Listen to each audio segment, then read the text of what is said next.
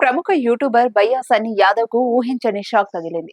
పాకిస్తాన్ నుంచి తిరిగి వచ్చిన అతనిని ఎన్ఐఏ అధికారులు అరెస్టు చేసి అదుపులోకి తీసుకున్నారు.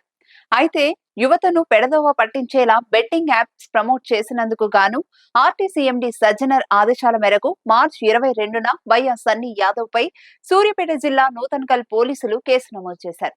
అప్పటికే అతను విదేశాల్లో ఉన్నట్లుగా గుర్తించిన పోలీసులు అన్ని ఎయిర్పోర్ట్లలో లుకౌట్ నోటీసులు జారీ చేశారు. కాగా గత 2 నెలలుగా సన్నీ యాదవ్ పాకిస్తాన్ లోనే ఉన్నాడు. అంతేకాదు తన టూర్ వీడియోలు, బైక్ రైడింగ్ వీడియోలను ఎప్పటికప్పుడు తన సోషల్ మీడియా అకౌంట్ లో పోస్టు చేశాడు. ఇప్పటికే ఇరు దేశాల మధ్య ఉద్రిక్తత పరిస్థితులు నెలకొన్న వేళ పాకిస్తాన్ వీడియోలతో పాటు ఇండియన్ ఆర్మీకి చెందిన ఎలాంటి వీడియోలను పోస్టు చేయకూడదని కేంద్ర ప్రభుత్వం మార్గదర్శకాలు జారీ చేసింది. ఈ విషయంలో నిబంధనలు అతిక్రమించిన వారిపై కఠిన చర్యలు తీసుకుంటామని కూడా హెచ్చరించింది. అయితే బయ్యా సన్నీ యాదవ్ అరెస్టుపై ఇంకా అధికారిక ప్రకటన అయితే రావాల్సి ఉంది.